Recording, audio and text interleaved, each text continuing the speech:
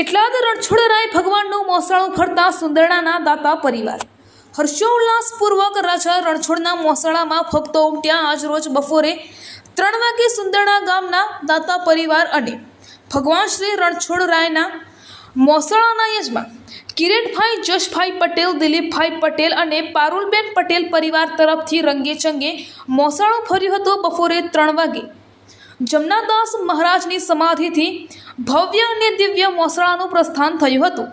મોસાળામાં આવેલ વસ્તુ ભગવાન રણછોડરાયના વાખા 1 નંગ ફ્રીજ, પેન્ટ, શર્ટ, સાડીઓ તેમજ નાની મોટી ભેટ સોગાદ આપી હતી. મોસાળાના રૂટ જમનાદાસ મહારાજની સમાધિ સાઈનાથ મંદિર સામે, રણછોડજી મંદિર ચોક, ચાવડી બજાર, ગાંધી ચોક, સરદાર ચોક, ટાઉન હોલ થઈ રણછોડજી મંદિર પહોંચી હતી. ઠેર ઠેર રસ્તામાં ટ્રાફિક જામના દ્રશ્યો જોવા મળ્યા હતા. પોલીસ તેમજ અર્ધલશ્કર દળ ચુસ્ત બંદોબસ્ત જોવા મળ્યો હતો. મહિલા મંડળ ભજન સાથે યુવક મંડળ નાચતા ગાજતા ઝૂમ્યા હતા.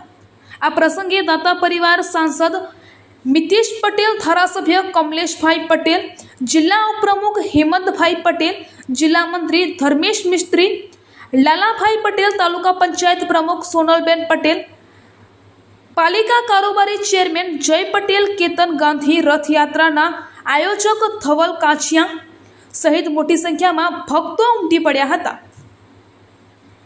વિપુલ સોલંકી, પેટલાદ.